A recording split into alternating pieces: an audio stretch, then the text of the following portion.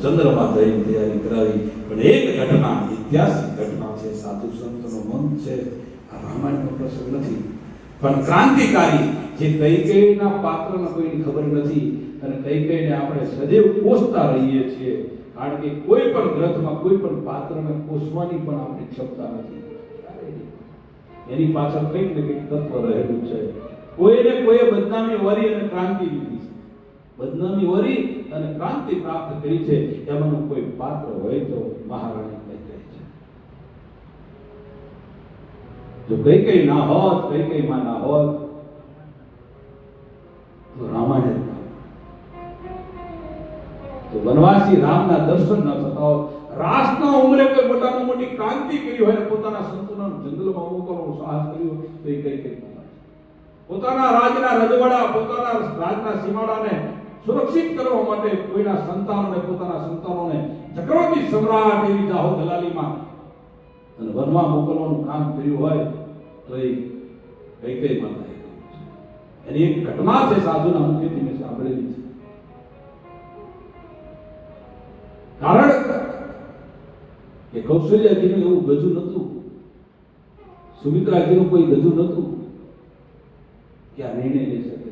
કૈકેયી માતા જ કેમ તો ખબર ના હોય તો રાજા દશરથને બીજા દેવતાઓમાં યુદ્ધ થતું તો રાજા દશરથને આમંત્રણ આપતા કે અમે અમારી હવે પીછેહટ થાય છે, અને પૃથ્વી લોકમાંથી રાજા દશરથને દેવો લડવા બોલાવતા કે તમે આવો. ત્યારે રાજા દશરથ કૈકેયીને સાથે એ રથ ચલાવવા રાખતા. આ કૈકેયી માની ઊંચાઈ છે. કૈકેયી માતા કોઈ મંત્રના કહેવાથી ભરમાઈ ગયા અને એને ભગવાનને વચનમાં માંગી લીધું કે વનવાસ મારા દીકરાના રાજપાટ આપો. અરે જેના કુખે આ ભરત ભક્તિને ટેકો આપે અને ભક્તિ પ્રસ્થાપિત કરનારો, જેના કુખે સંતાન પેદા થાય, ભરત એની માં શું આવી વિચિત્ર હોય? ભરત જેવો ભરત લાલા, જેના કુખેથી ભક્તિ જન્મ લીધી હોય. અને રામને પણ કોઈને બિરુદ આપવું હોય તો એમ કેવું પડે કે ટૂંકમાં પ્રિય ભરત ભાઈ. રામ બોલે છે. કૈકેયી માતા ભગવાન મોટા થયા છે, થોડા દોડતા થયા છે, અને ભગવાન હવે દોડીને મહેલની બહાર નીકળતા થયા છે. તોતરી તોતરી તોતરી વાતો બોલે છે. કૌશલ્યાજીનું તો શરીર ઢળેલું હતું, એ ભગવાનની પાછળ દોડી નતા શકતા. ભગવાનને રમાડતા હોય તો મન ભરી કોઈ તો એ કૈકેયી માતા. કૈકેયી માતા મજબૂત હતા. યુદ્ધમાં રાજા દશરથને એ રથના ધરાની ધરી નીકળી જાય અને કૈકેયી માતાની નજર પડે કે યુદ્ધ રમખાણ ચાલે છે, મધ્ય યુદ્ધ ચાલે છે, ચારે બાજુ સમાસમ સમાસમ છોડો વાગે છે. રાજા દશરથનું ધ્યાન રથમાં નથી, અને વિશ્વાસ છે કે કૈકેયીના હાથમાં મારા ઘોડા રથની લગામો છે, રથને કઈ આંચ નહીં આવે. જે દિશા બાજુ બાણ જાય એ બાજુ રથ કૈકેયી ચલાવતા હતા, અને એમાં એ રથના ધરાની અંદરથી જે ધરીનો ખીલો છે નીકળી જાય ને માં કૈકેયીની નજર પડે છે, અને એ કૈકેયીની નજર પડે છે અને એની અંદર એક હાથમાં લગામ ને એક હાથમાં લાંબો હાથ કરી અને એ ધરાની અંદર પોતાની આંગળી ટકલી નાખે અને એ પૈડું આગુ પાછું ના થવા દેવાય. એ કૈકેયી માતાને તમે કયા ઉંમરેથી જુઓ છો? કૈકેયીએ વદન માંગી લીધા, ભરતને ગાદી પ્રાણ ગાદી ના. કૈકેયી જગદંબાએ આ રાષ્ટ્રની સનાતન ધર્મની ધરોહરની રક્ષા કરવા માટે પોતાના સંતાનને વનવાસ આપ્યો. એની એક આ ઘટના છે. કારણ કે રાજા રામ નાના હતા, બહાર નીકળતા હતા, અને કૌશલ્યા માએ પાછળ ખીરનો કટોરો લઈ, ભગવાને આજુબાજુ જોયું કે કોઈ છે નહીં, માં કૌશલ્યા છે, માં કૈકેયી મને જમાડવાનો પ્રયત્ન કરે છે. પણ એ દિવસે ભગવાન કૈકેયી માને કહે છે, જોયો હાથમાં કટોરો કૈકેયી માં આવે છે, અને ભગવાને ગડગડતી ડોલ મેલી છે મહેલની બહાર, અને પાછળ પાછળ કૈકેયી માં દોડે છે, હાથમાં ખીરનો કટોરો છે, અને દોડતા દોડતા ભગવાન આજુબાજુ જોતા જાય છે, પડતા જાય છે, રથોડિયા ખાતી પર છતાંય ઊભા થઈને પાછળ જોવે છે કે કૈકેયી માં આવે છે ને, કૈકેયી માં આવે છે કે રામ જમી લો, રામ લલા તમે જમી લો, ખીરના બે કોળિયા પણ લો અને પછી રમો. ભગવાન પાછળ જોવે છે કે માં આવે છે, અને થોડા આગળ ગયા, આજુબાજુ જોયું કોઈ નથી, ત્યારે ભગવાન ત્યાં ઉભા રહ્યા, અને ભગવાન ઉભા રહ્યા ગયા પાછળ કૈકેયી આયા કે રામ પછી રમજો, પણ થોડુંક તો જમી લો. ત્યારે ભગવાને કીધું છે કે માં, ભગવાન બોલ્યા છે કે માં, કે શું બેટા, કે એક વચન માંગુ તમે મને આપશો. અરે કઈ કે તું વચન માંગવા હાટું થઈને મને મહેલમાંથી અહીં ઠેઠ લાયો, દીકરા ત્યાં બોલ્યો હોત તો મારા કલેજામાંથી પ્રાણ કાઢી તને આપી દે. કારણ કે રામને જેમ તો કઈ માતાએ પ્રેમ કર્યો છે આ પૃથ્વી પર કોઈ નથી.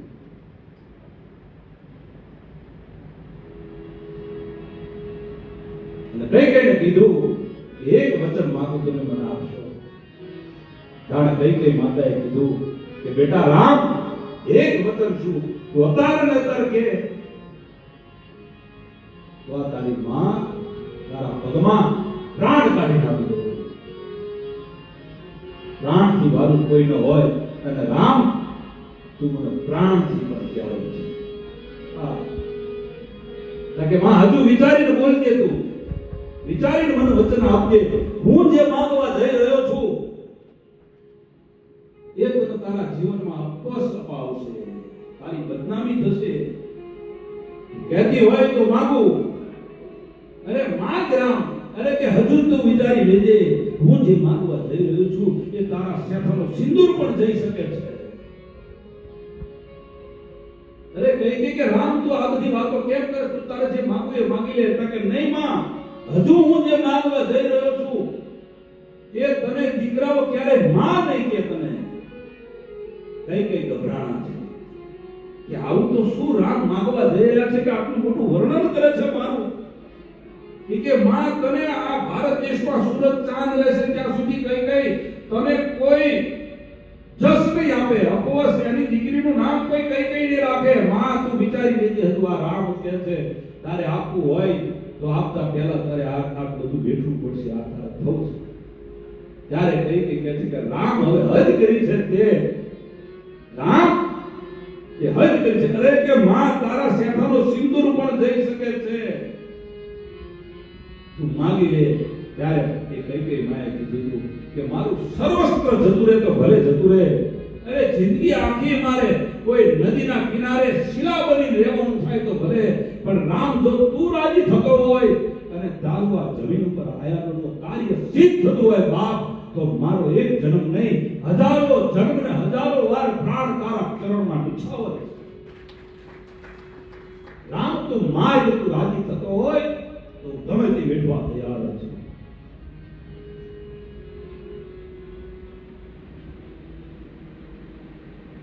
ત્યારે રામે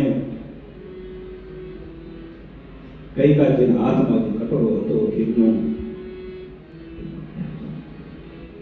હાથ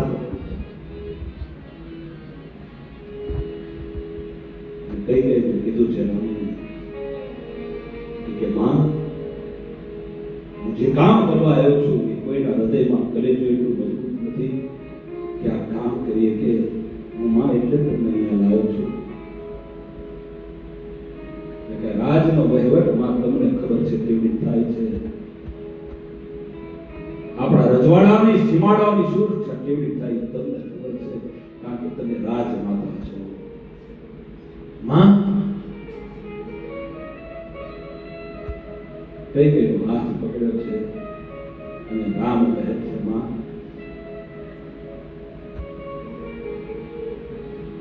હું મોટો થઉં એટલે તમે મને વનવાસ કરો.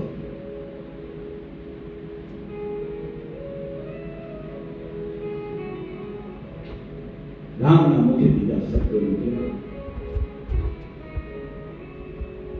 કૈકેયી માતા મૂર્છા કૈકેયી હેઠે કે રામ તું શું માગે છે? આ કૈકેયી તને વનવાસ?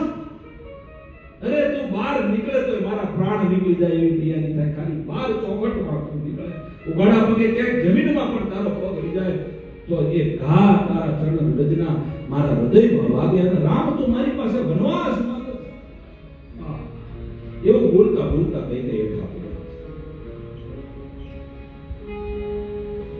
ત્યારે રામે કીધું છે કે માને ઉઠાડ્યા છે. માને કીધું છે આ ઘા તું જ સહન કરીએ કે તને ખૂણામાં લાવ્યો છે. કારણ કે આ પૃથ્વી પર ભારને ઉતારવા માટે, અધર્મનો નાશ કરવા માટે અને ધર્મની સ્થાપના કરવા માટે અને ઋષિ મુનિ અને ગાય માતાની રક્ષા કરવા માટે માં આવ્યો છું. અને વનમાં જ્યાં પર છૂટતો નથી અને આ વનવાસ કોઈની તાકાત નથી અયોધ્યામાં મને આપી કે માં તારી સિવાય.